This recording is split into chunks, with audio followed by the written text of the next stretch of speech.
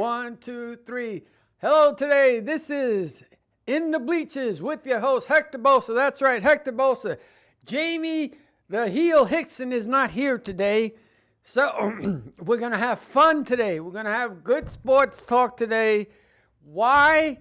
Because the heel is not in today, and that is okay. Stop. They told me you was not going to be here today. Who told you that I wasn't going to be here today? And that's number Jen one. Told me number it was two, another one that said that was number be two, here today. I am so sick and tired of you spreading all these lies about me, calling me a heel, calling me a bad person, and all that other stuff. Person, the heel. You don't know me that well, obviously. The only heel I see around here is you. Yeah, at least I have a heel always on my starting shoe. trouble. I don't start trouble. The only You time I start trouble, too much I trouble. am the face that runs the place. No, you are not the face that runs the place. That's right, because even the high-ups will not talk to me. They won't talk to you. They won't talk to you because they don't like you. I'm glad they don't. And secondly, they don't dare talk to me. You know why? Because they always talk to Rosanna. They don't talk to me. They talk to Ro. They think I'm nuts. Which is okay, man. You are nuts. That's right, because I'm doing your show. No, because you think you're the sexiest man on TV. Because I am that's the why. hardest, sexiest man on cable access TV. You're the dopiest, drunkest, doofiest man on cable access TV. Stop being so jealous, Jaime. I ain't jealous of you. Jealous, Jaime. I ain't jealous of you. Here we go, the rant. Why do I always have to put up with this? Here's the What makes you think that I would be jealous of somebody who smells like malt liquor? Hello, Jen. He's doing it again, Jen. I mean, seriously, Jen, stop. Jen, he's acting. Get over yourself. Tell him he's going loony again. She don't need to tell me nothing. She knows you're crazy, too. Look here, handpecked. You look here. You need to stop causing trouble. You need to stop spreading these lies about me. You need to stop spreading lies about you. I vote, damn it. Oh, shoot. Anyway, here we go. You know what's happening? I went to CSI, I think, on Saturday, and they had something for cancer. And it was a very good program. It was night. That's for you. Here we go again. If I'm right, I'm right. If I'm wrong, I'm wrong. But this time, I'm right. But anyway, ladies and gentlemen, on Saturday with Rosanna Robertson, I went to CSI, and it was Kenny the Graham. Finally, he comes walking through, even though he's late. But that's okay. That's because he was on the phone. Yeah. He's always on something. But anyway, it was about cancer, people that have lymphoma and leukemia society. And the white one was for the people that have cancer, the red balloons. It was called Light the Night. The white balloons. Yeah, that was him ranting and screaming. The white balloons were for the people that had cancer. The red balloons were for the people that were supportive of the people that have cancer or had cancer. And the yellow ones that I think that died of cancer. So I'm glad they did that.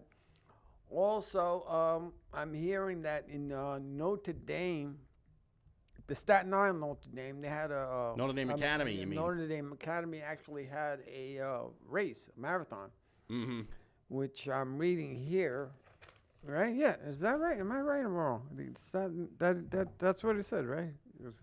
Oh, it's funny that you mentioned marathons because we've had quite a few mini marathons here on Staten Island. They had a walk at CSI too around campus. Well, just recently, they had the half marathon right up Bay Street. Wow. And there has been this young racer who actually comes from a family of racers. I think he's about 10, 11, maybe even 12 years old. Paul Heck is the kid's name. And his mom, I think his mom's name is Catherine Heck. They wound up racing in the Staten Island Half Marathon yesterday, up and down Bay Street.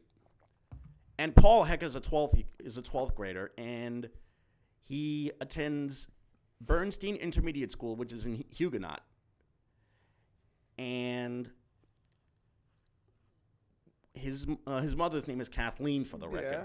And what's really interesting about Paul, and I just found out about this from reading this article in the Advance just now. Shout out to them. Yep. Shout out to the Staten Island Advance for Yeah. always just For Bending- covering Staten Island because it's but blasted bending boring. over backwards when try it comes to find covering every single sport and every single other story here on Yeah, Staten 'cause Island. we know, the higher up CRC-TV don't like Staten Island sports. hmm Well, Speaking of, from As a it turns- mutual person that used to sit there that said the same thing, that he didn't like covering Staten Island sports too. turns out Paul suffers from diabetes. He's got type 1 diabetes, yet he still keeps himself in excellent shape by running all these marathons. Oh, And his mother just so happens to be involved with the Staten Island Athletic Club as the women's masters coach. And just the other day, they wound up participating in the half marathon. Paul was one of the racers, and they had, get this, did you know that they had 11,000 runners for this half marathon? 11,000 runners representing 40 countries. wow. And mind you, this is for the Staten Island half marathon. This isn't for the New York City marathon, which isn't until next Or month. the Boston Marathon. Or the Boston marathon, which isn't until April which is 2019. Which is something, because a lot of the times, the Boston Marathon, which one's the oldest, Boston or New York? I think Boston's, no, wait a minute. New York is the oldest. I think Boston might be the oldest because the New York Marathon didn't start until the late 70s. No, okay. In fact, we have 4 major marathons here in the city. There's New York, LA, Chicago, and Boston. And around the world, there's also London and Berlin. Oh, well, that's good about marathon. That's for damn sure. But New York is the most popular because obviously it's the Big Apple, and also it also draws the most competitors. And look here. Look what Farrell did. Speaking of running, More running. Blasted. this just goes to show you how big the sport of running is here on Staten Island. Not just as a competitive sport, but also as a hobby. Yeah, as a because hobby. we have a lot of people, youngsters and adults, that run all throughout the parks, keeping themselves in shape. We have a lot of soccer. Mm-hmm. We have a lot of soccer. We don't have a lot of bikers. We have a lot of soccer. Mm-hmm. Baseball. I don't see football that much anymore. Well, Pee Wee football. I don't see that never so much. they actually, not only is there, there is Pee Wee football. In fact, right up the street from here, they have a Pee Wee league that's right across the street from Mid-Island Little League. Right. But as far as the running circuit is concerned, they wound up having races recently at Van Cortlandt Park in the Bronx. Oh, wow. And as it turns out, Wagner High School, Yeah. and Farrell wound up placing very well at the Manhattan Invitational. Chris Paxis of Farrell was the best finishing Islander. He competed in 13 minutes and 27 seconds, and Farrell finished in 7th place. And that's in the varsity C division. In the varsity D division, it was Daniel Ronsky, who competes for Wagner, who finished his race in 13 minutes, 36.8 seconds. And Wagner wound up winning varsity D with 157 points. And for the record, Farrell won, actually finished in 7th place with 211 points. So this just goes to show you how great racing has been here on Staten Island. Speaking of which, I think in the next month or two, we're going to have some competitive college racing here on Staten Island, because the Big East Conference is going to have their tournament championship over at South Beach, at the new athletic complex that's between South Beach and Midland Beach. Now, most of these runners, do they compete for the Olympics? That's how it's done? Some do compete for the Olympics, yes. But how do they? Depending upon how many times they win a meet, and also how many times they participate too. Oh, okay. Because it could be in the high school circuit, it could be in the college circuit. A lot of these guys who race, they're very well known in the college circuit, and also we have so many international racers that make their way in from Africa and Europe and Australia. Kenya normally. The Kenyans, the Ethiopians, the two countries that have the best runners all throughout the world. A lot of them make their way to the States to compete for major universities. Yeah, and they also, with the New York Marathon, a lot of them do. And also the marathon. And, of course, the Olympics. The Summer Olympics has their marathon every time. Yeah, but every 4 years. You know what? You picked. Now, going to baseball for a moment, the Yankees didn't make it. Yeah. Well, they didn't make it to the LCS, but at least they were able to win their wild card game. But they were supposed to make it this year. What happened? And who do you think that they're going after? Because now the bank is open a little with getting Manny Machado and maybe Bruce Harper. Bryce Harper, and the two pitchers. One of which is Patrick Corbin from the Diamondbacks. To answer your question, they just stopped hitting. Not only that, but they just ran into a pair of pitchers who were throwing so much gas and were keeping their breaking stuff so dicey. And they had so much bite on their breaking pitches and changeups. The Yankees just had major problems with guys like Nathan Eovaldi and Chris Sale, who's long been a Yankee killer. And Luis Severino didn't last Luis long. Severino looked awful. And he might have been Aaron Boone's big problem, because a lot of people blame Aaron Boone for not taking out Severino after the third inning when he should have. But here's the thing. But he was not the only problem. The problem was the Yankees just could not buy a big hit when they were supposed to. But here's the thing. 2 weeks ago, we had John on, and he said, why can't pitchers pitch longer like they used to? They're on a pitch count. Mm-hmm. Now that he gets stuck on the third inning and he gets a little hit, now all of a sudden you want him pulled. I mean, which one is it? Do you want him not in the playoffs?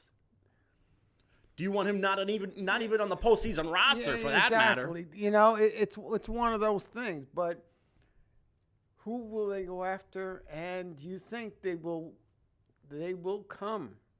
Who do you think has the best power? Because if they get Manny Machado, because Didi Gregorius is out. Yeah. Unfortunately, Didi hurt his elbow on a throw during the Red Sox series.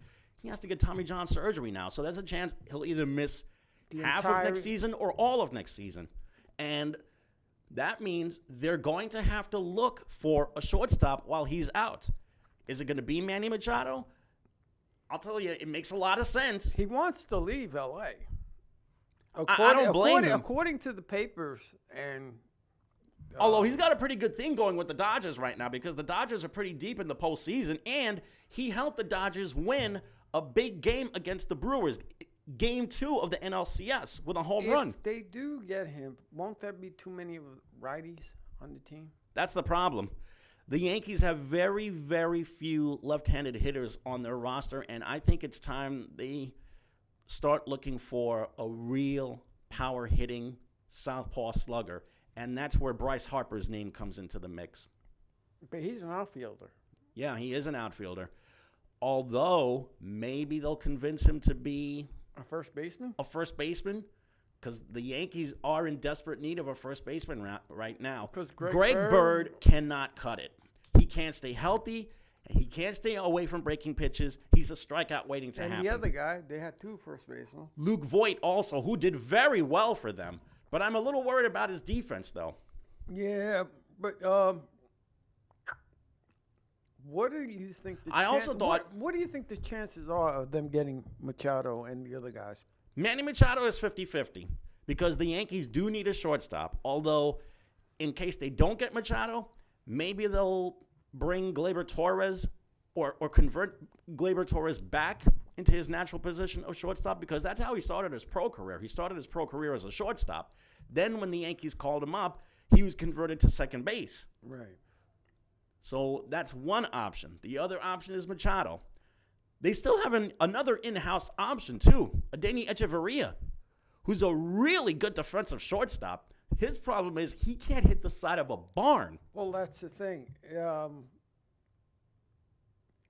When it comes to hitting, that's the whole. What wins, defense or offense? In the case of the Yankees, it was defense and pitching that won it for the Red Sox against the Yanks. So, and when you think about it,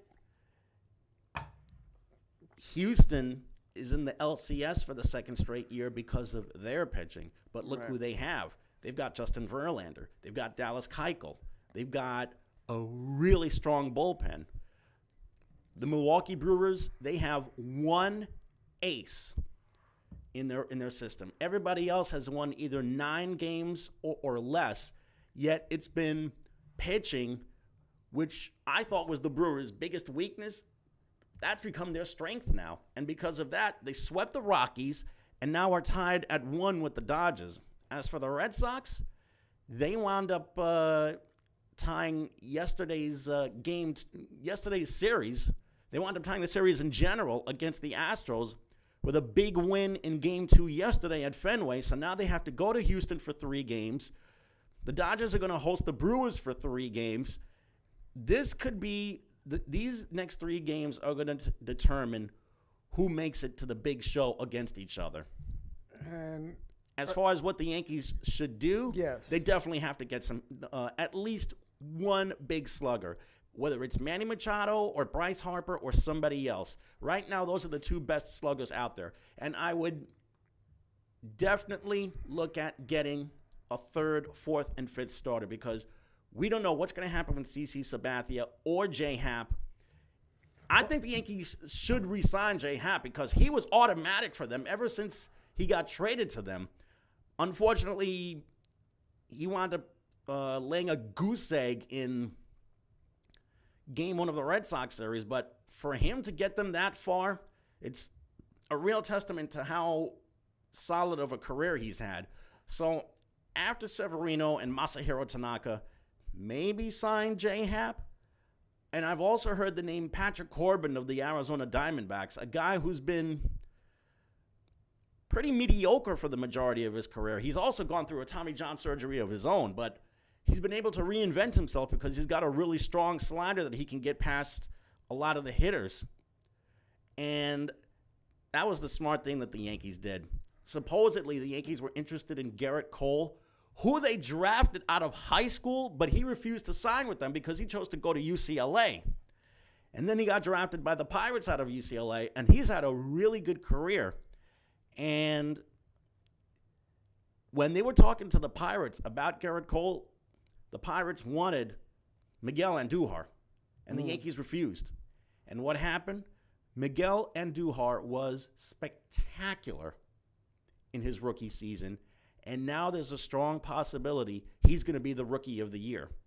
Good. I mean, that's good. I mean, The kid is a really special player. He can hit all sides of the field. He has tremendous power. I worry about his defense though because he cost the Yankees a couple of games with a couple of errors at third base. Will the Yankees sign Sonny Gray because they're shopping him around with I think Roberts, is it? Justin Roberts? No. David Robertson, maybe? David Robertson and the other guy, the other reliever. Who do you think they're going to sign? And also, out of the pitchers that the Yankees want, who do you think that they're going to get? Like Corbin. Patrick Corbin is one guy. He's a high and mighty pitcher there, and he's got connections to the New York area because he grew up upstate near Syracuse. So he would love to be a member of the Yankees and pitch closer to home. Because I sent you this. It says 50. There's also Gio Gonzalez, who pitched a long time for the Nationals and is now a really important pitcher for the Brewers. Maybe they'll consider him for that rotation. Let me see. Manny Machado, Bryce Harper, Will Clayton, Kershaw. Clayton Kershaw. Clayton Kershaw, will he jump to the Yankees? Man, if he had 100% health, I would go after him in the snap of a finger. Corbin. But the problem is, he's thinking about retiring early because his back has been killing him. He's had major problems with his back. Charlie Morton. Charlie Morton is another guy that the Yankees might consider. He was the guy that wound up beating the Yankees in last year's LCS and was instrumental in them winning the World Series last year. J-Hap. J-Hap also. I would re-sign J-Hap. Dallas Keuchel? Yeah, Dallas Keuchel. There's another one that's available. Now, wouldn't that be something if the Yankees were able to steal Dallas Keuchel from the Astros? He'll probably command a lot of money, though. Hyunjin Ryu from the Dodgers. He's a solid pitcher, but not someone that I would consider third or fourth starter material, though. Andy Offerman. Adam Octavio, excuse me. It's a right-handed pitcher. Zach Britton. Zach Britton. Who the Yankees brought in from Baltimore. Maybe they'll make him an everyday part of the relief corps. Daniel Murphy playing second base for them. David That would actually make some sense, because if Gregorius doesn't come back fully healthy next season, maybe they make Murphy the second baseman and move Gleyber Torres back to shortstop. That would be a really good idea. Jeremy Familia. Jody Familia for the bullpen? I could see that happening too. There's a lot of them. They have Cole Hamels. I mean, there's a lot of them. Cole Hamels was connected to the Yankees at one point. They were connected, but I think his back or something happened. Yeah. Derek Holland. Derek Holland, formerly of the Rangers. Mike Moustakas. Mike Moustakas, who's the third baseman that's currently playing in Milwaukee. Which plays either third or first base, and he bats lefty. He would be really good to play first. So, here's a couple of them. Now, I was just looking at them over with, but those are some of them. The Yankees have actually thought about bringing back Andrew McCutchen, at least on a 1-year deal, which makes sense. He could give them some help. He could give them some pop coming off the bench. There's also Kelvin Herrera, who pitched for the Nationals and the Royals this year, possibly as a setup guy in the bullpen. Tyson Ross, who pitched for the Padres and the Cardinals. But who do you think it's a lock? Who do you think is a lock right now? Who do you think is that one lock? For the Yankees to sign? Who do you think is that one lock? You said 50-50. You said 50-50 Manny Machado. I think it's 50-50 that the Yankees do get Manny Machado. As far as Bryce Harper is concerned, I think he's a long shot, to be honest with you. He could potentially be the first $300 million player in Major League Baseball. Gardner's gone. Yeah, well, I've heard that a lot, but I'm not really sure that's such a sure thing, because Gardner can play some really good defense for them in left field. And he still can hit. And he can still run. He's a switch hitter. That's what they need. He's actually just a lefty hitter. All right. But he gives them a lot of quickness on the bases, and that's something that the Yankees do not have much of. And for a ninth place hitter that can hit first, bat first as well, that's not a bad pick, but it's depending upon who do you have on the bench and who's going to come up and who's in your minor league system and so on. But does any of those people intrigue you to the point where they go, yes, this is a like 50-50, 60? They are interesting. I will say this. Here's another name that who was connected to the Yankees before. I'm not sure if they'll look at him, though, but I think he would be intriguing. Matt Harvey, who pitched decently in Cincinnati after he got traded by the Mets. Nah, I wouldn't touch him unless he's my fourth or fifth guy, and I'm paying him not so much money. I wouldn't touch him Because that's a guy that he's a New York guy, Mm-hmm. but does he still have it? Well, Is he worth the amount of money that he's technically, asking he for? does still have it because he won 7 games for the Reds. I But- mean, granted, he was a .500 pitcher, but he was so much better with the Reds than he was with the Mets. But is he worth the amount of money that he may be asking for? Oh no, that's not even close. that's the thing. And is he your fourth or fifth starter, or is he your first, second, or third starter? The days of him being an ace are done. I would see him as a number 5 starter. And then you gotta give him number 5 starting money, and I don't think he wants the number 5 starting Oh money. no, not even. But hey, did you catch what happened in UFC? If you're That- talking that about Conor debacle- McGregor, That then debacle with I saw bits and pieces oh of it. my goodness. Just when you thought MMA did not have enough That is supposed problems, to. Yeah, so Steve Austin said that's what real wrestling's about. That's what real wrestling's about. now if only WWE can adapt some of that into their company, maybe they can have some ratings for once in I already in know their why. existence. I already know why they don't have ratings. That's bloody simple, and that is they push the guy who they want you to push. Let's say Roman Reigns. They want to push him so bad. too much Roman Reigns, And maybe he's a little too much Braun Strowman as well. It's now here's the thing. Roman Reigns, they like him with the Shield, but they don't like him by himself. He's a fantastic worker, but they don't like him by himself. They don't, because McMahon said, "This is the guy we want. You're gonna swallow him." Now they rather have Braun Strowman as because if you hear them, they want Braun. You hear them every time he gets slammed. You hear them bang, yeah. Even though they turned him supposedly heel,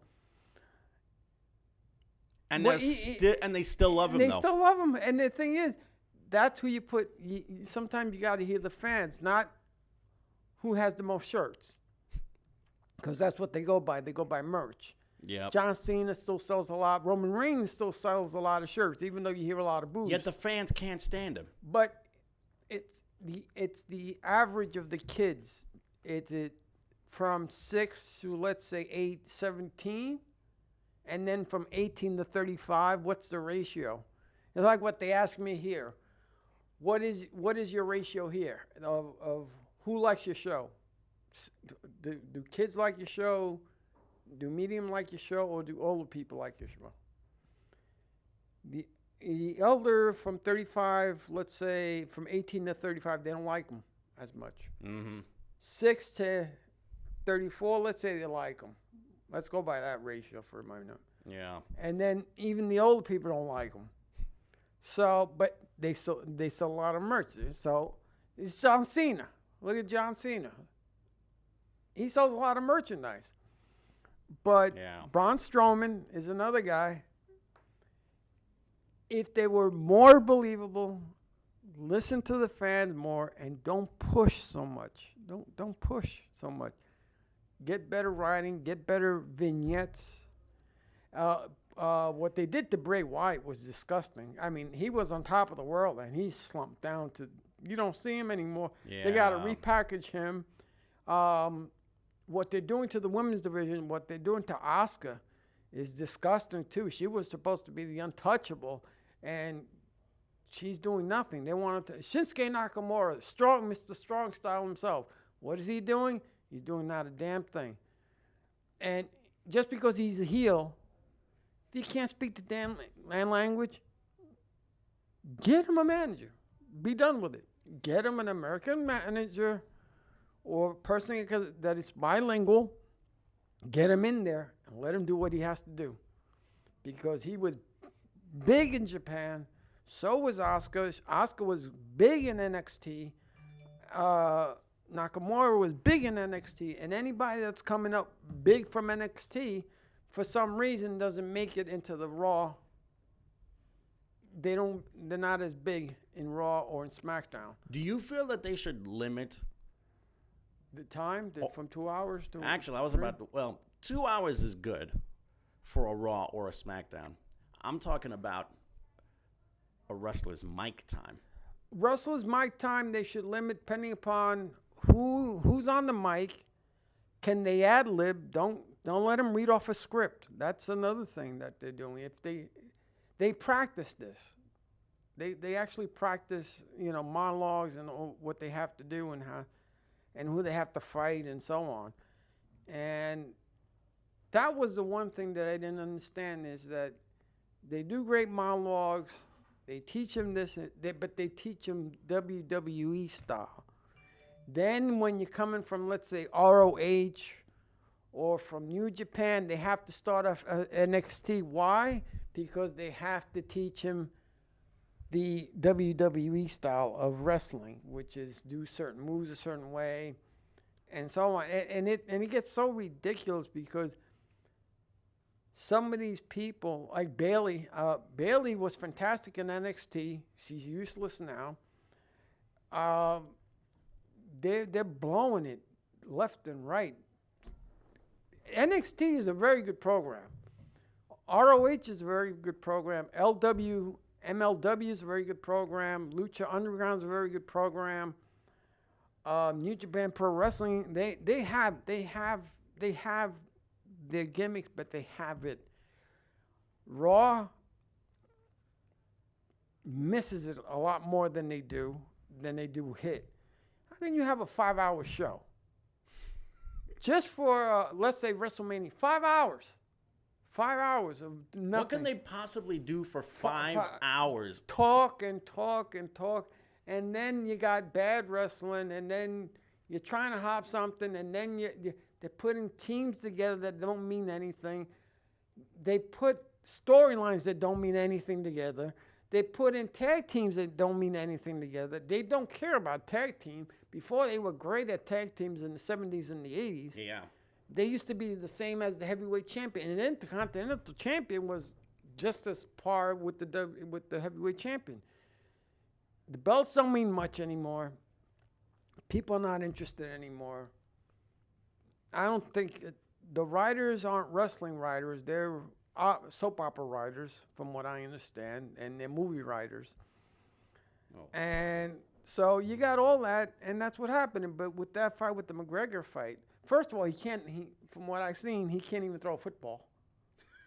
Oh, they memed him very badly because he didn't even grip it with the seams. You he have just to understand, threw it. He just Conor threw it. McGregor grew up in Ireland. The only type of football that they're used to is either Gaelic football or rugby. Or to a lesser extent, soccer. You saw rugby, but still rugby they threw, but he threw without the seams, and I'm going, and everybody memed him. Everybody memed him. Wow. But that fight, both of them got suspended. I think the champion, I got to look this up. Or you do it. I don't know which one. I think the guy lost. I forgot Habib. I forgot his name. The guy that McGregor fought, he lost the belt. Mm-hmm. They're suspended in Nevada. Is he WWE material?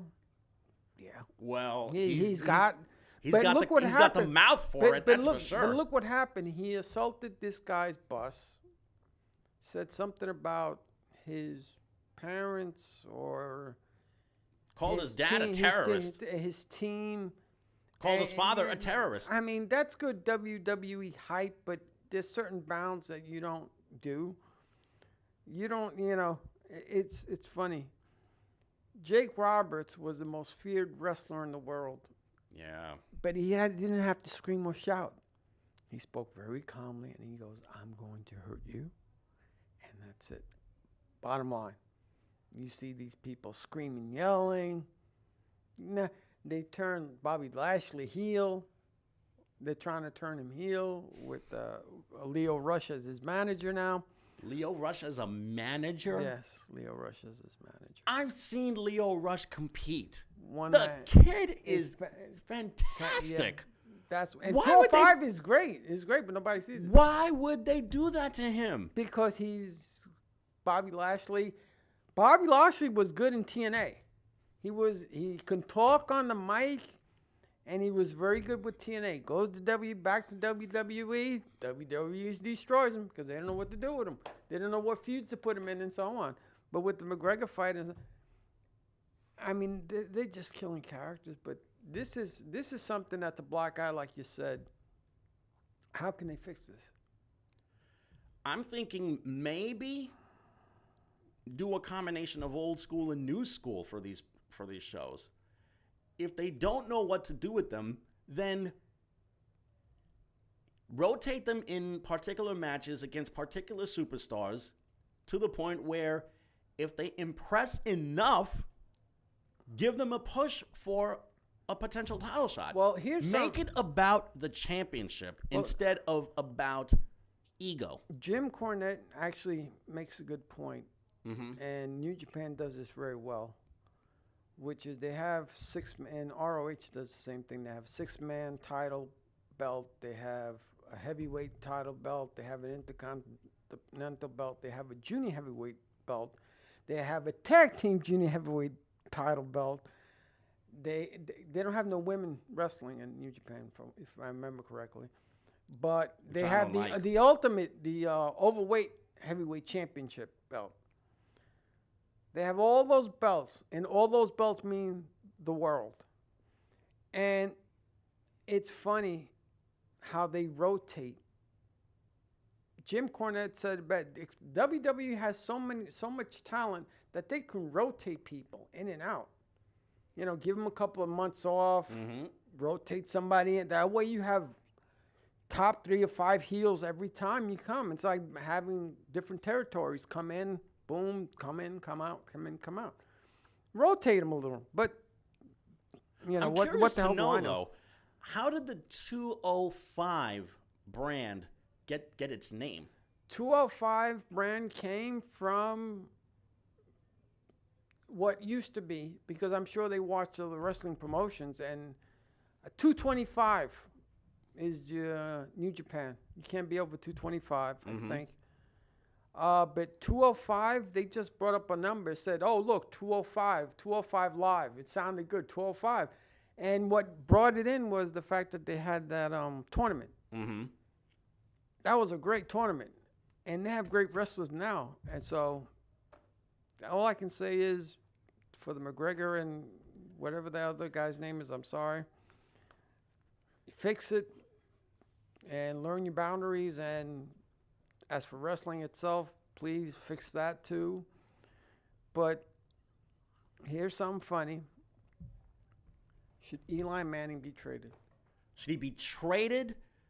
Even if the Giants wanted to, they can't trade him because he's making too much money. That's number one. They're saying to trade him.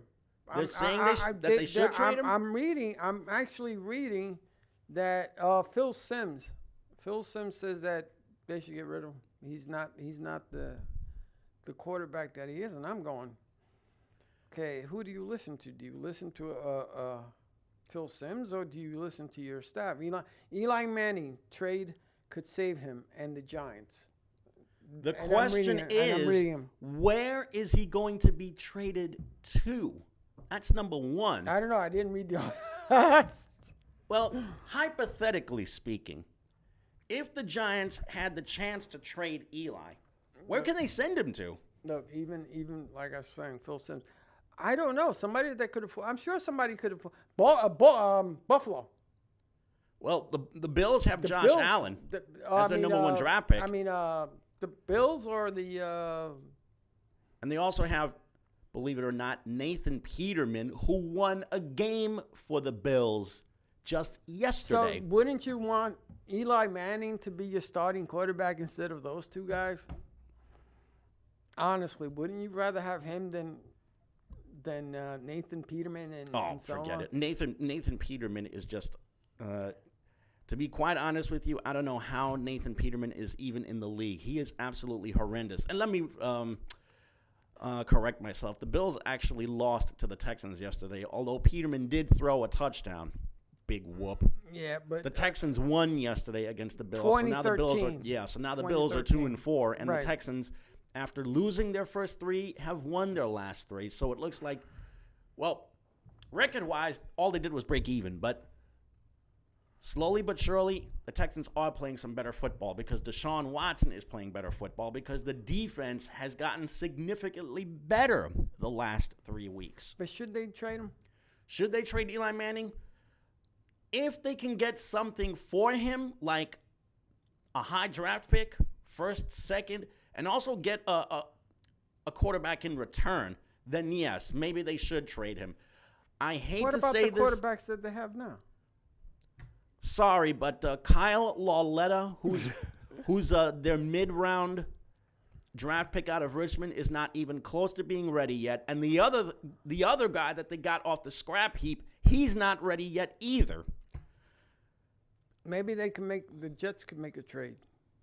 With the Giants? Yeah, getting the quarterback they're not using, the backup quarterback. If you're talking about Josh McCown is only there as insurance in case Sam Darnold gets hurt. Josh McCown is, believe it or not, a very important part of the Jets' offense. Some people say he should have started.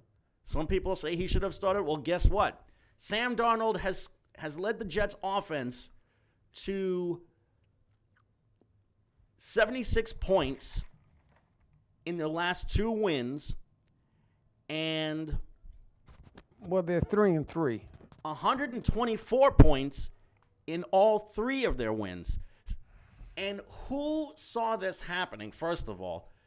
First, the Jets have been exploding offensively the last 2 games, and this is with guys like Jermaine Kearse and Isaiah Crowell, and also the guy that they got from the Cleveland Browns, who, by the way, had a 200.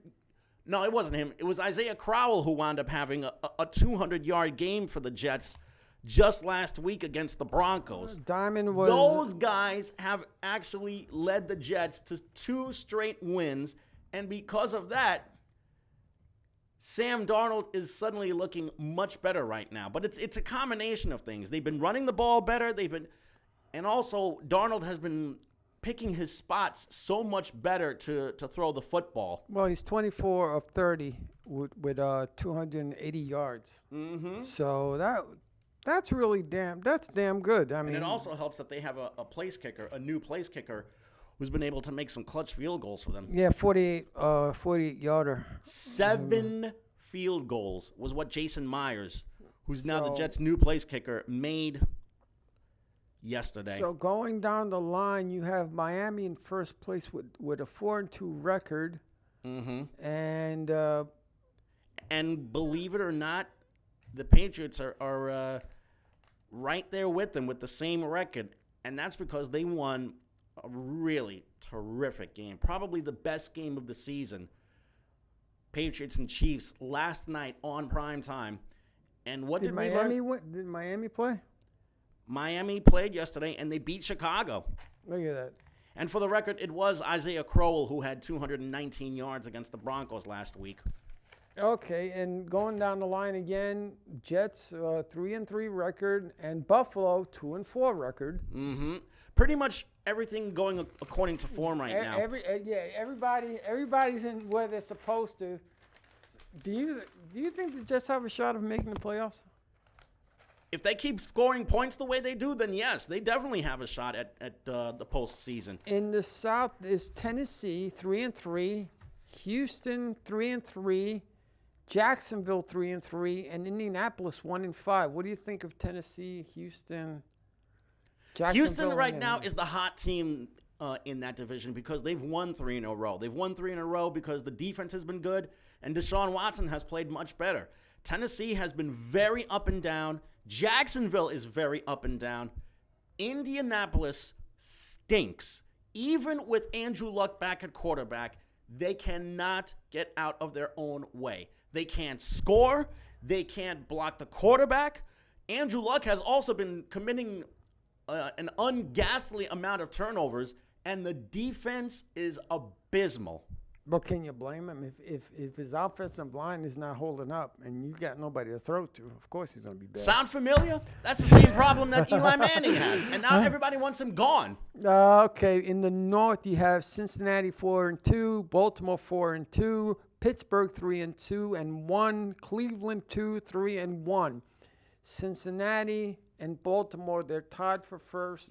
Cincinnati really blew a chance to beat their longtime division rival when they lost to the Steelers yesterday. Baltimore is sneaking up on some people, and they're going with a two-headed quarterback.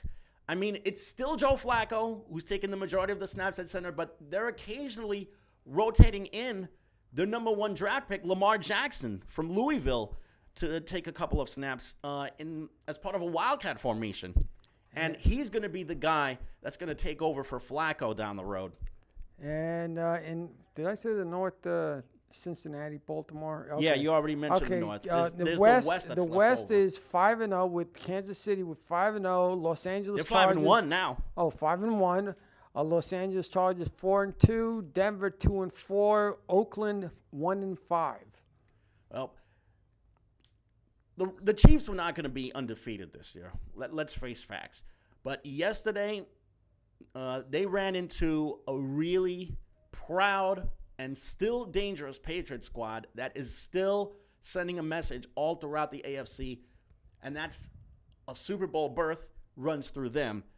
But let me tell you, Patrick Mahomes, I think he could be the best quarterback in the game right now. And that's saying a lot considering there's Brady, there's Aaron Rodgers, and there's Drew Brees. I think Mahomes, he made one mistake yesterday, throwing a pick. But other than that, that kid is a clutch player. I was reading yesterday, I think it was a high school football team. High school or college, all black school, I think. And they all the football players knelt down, put a knee down. And I'm going, they know what's going on. Some people do. Some people still say it's disrespectful. Is that why Kaepernick is not in the league? That's the sole reason why he's not in the league. That's ridiculous. It's not because of his skill. He's still a good player. He's better than some of the football. He's better than maybe 80% of the quarterbacks that are out there right now. He should have gotten a try, but nobody wants him. But okay, he was close to signing with the Seahawks, but he made it loud and clear he was not going to stand for the national anthem. And that's why you wait in the club. You wait in the waiting room or whatever. Wait in the locker room. Wait in the locker room now, because that was supposed to be the new one. Yeah. To wait in the locker room. But that's what they used to do before. Exactly. But like I said, it's ridiculous. Some people say they're for, some people are against, and it's kind of ridiculous to me because that's what they fought for.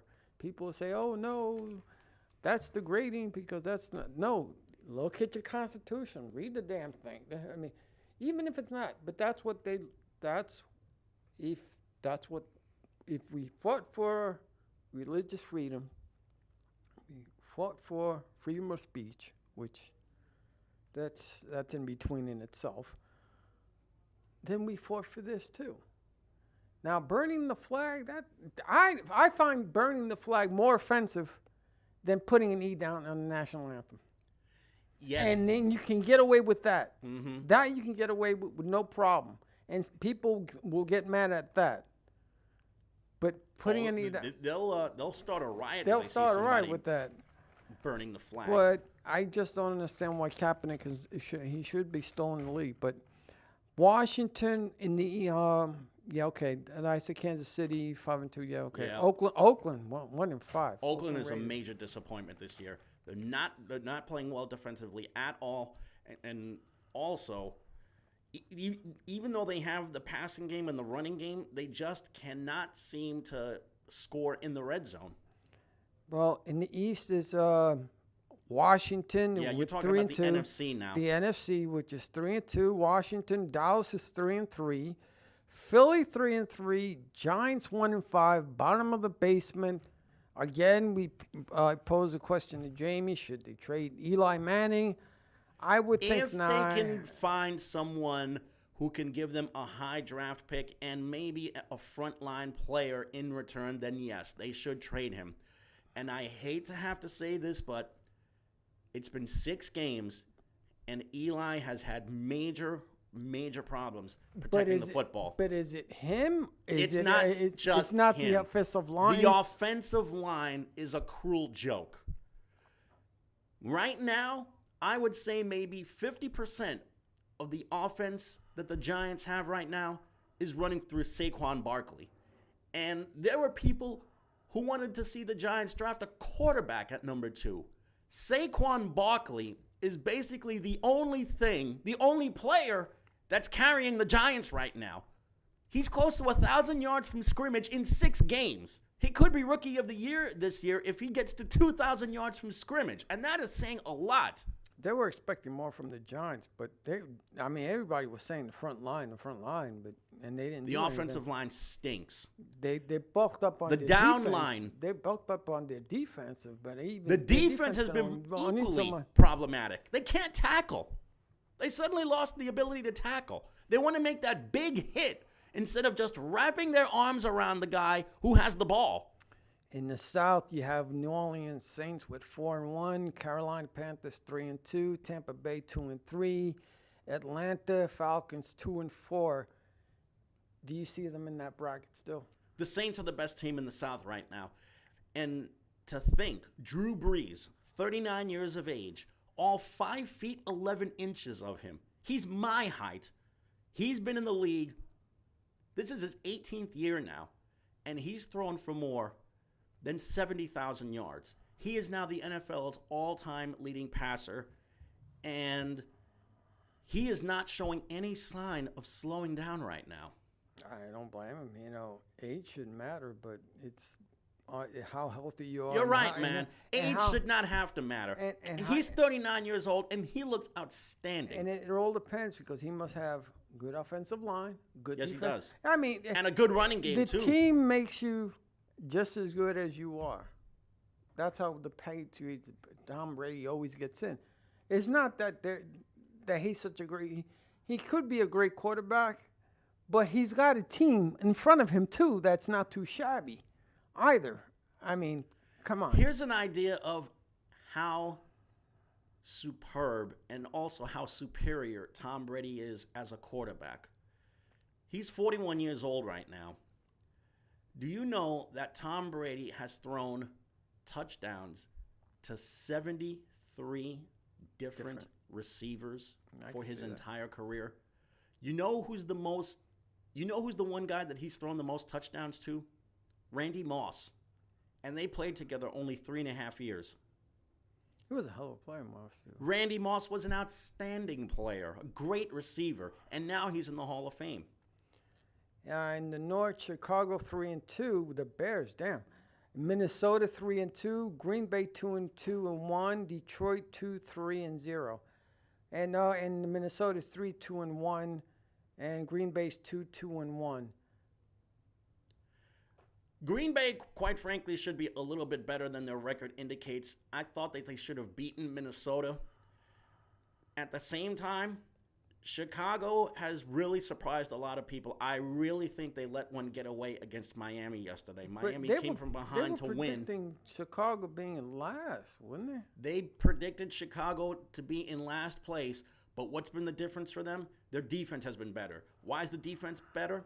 Because they added Khalil Mack. It's amazing how much one guy can make a difference on a unit of 11 players, offensively or defensively. Los Angeles Rams in the West is 6-0. Best team in the league right now.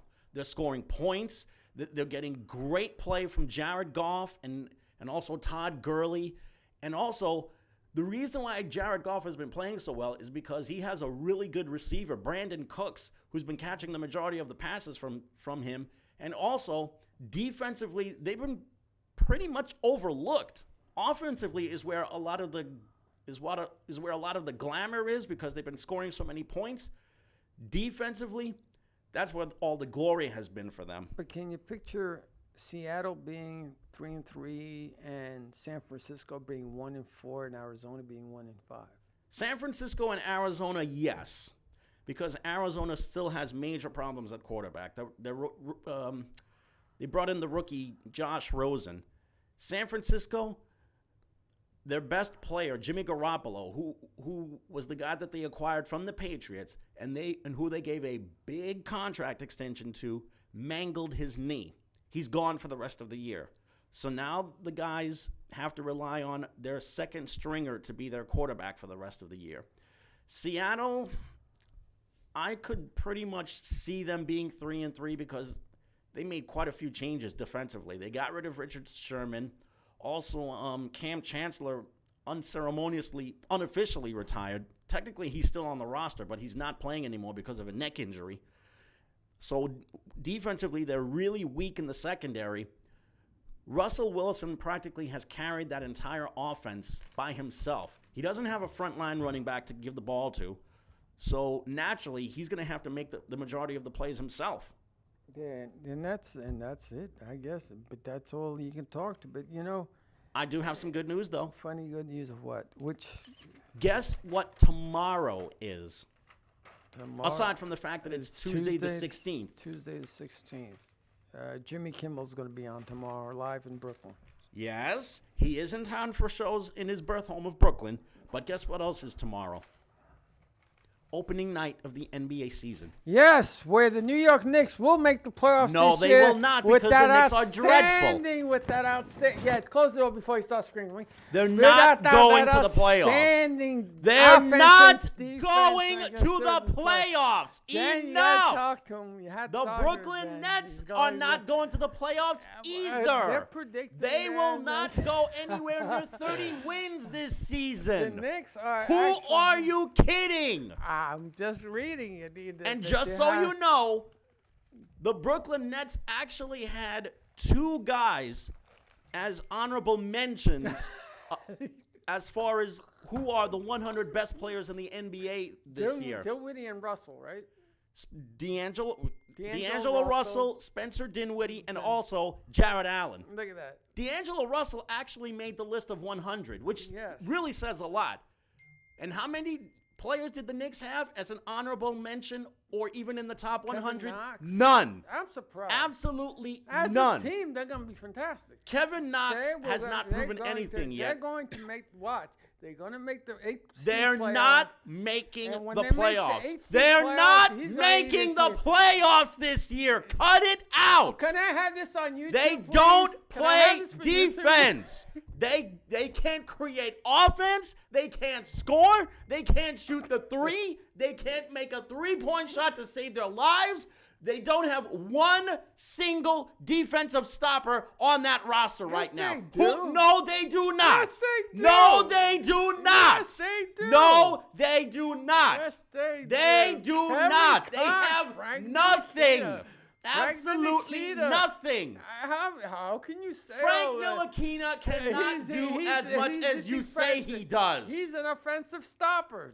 No, he's he a is defensive not a defensive stopper. Yes, he is. That's No, what he was is brought in not. for. You don't know your All Knicks, he you has know. gotten is shredded by every single superstar that has come his way. So you need to stop with this. All I can say is beware that, the guy from the Warriors will come to the New York Knicks. He's not going to the Knicks. That's what they I'll- keep on talking about. Do you know how many players have been using the Knicks as Leverage? basically leverage to try and go someplace else? What do you think Jimmy Durant. Butler did? Kevin Durant. Well, we got to say goodbye, ladies and Kevin gentlemen. Durant is not going to be If in you there. wanna Cut it hear- out. If you want to hear Jamie rant and rave again like a lunatic, go to YouTube. This will be great for you guys. Give him a lot of hits first.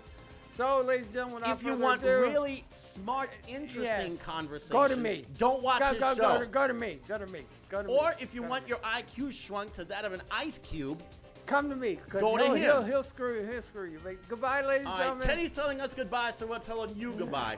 For everyone here, I'm Jamie. Ah. Good night.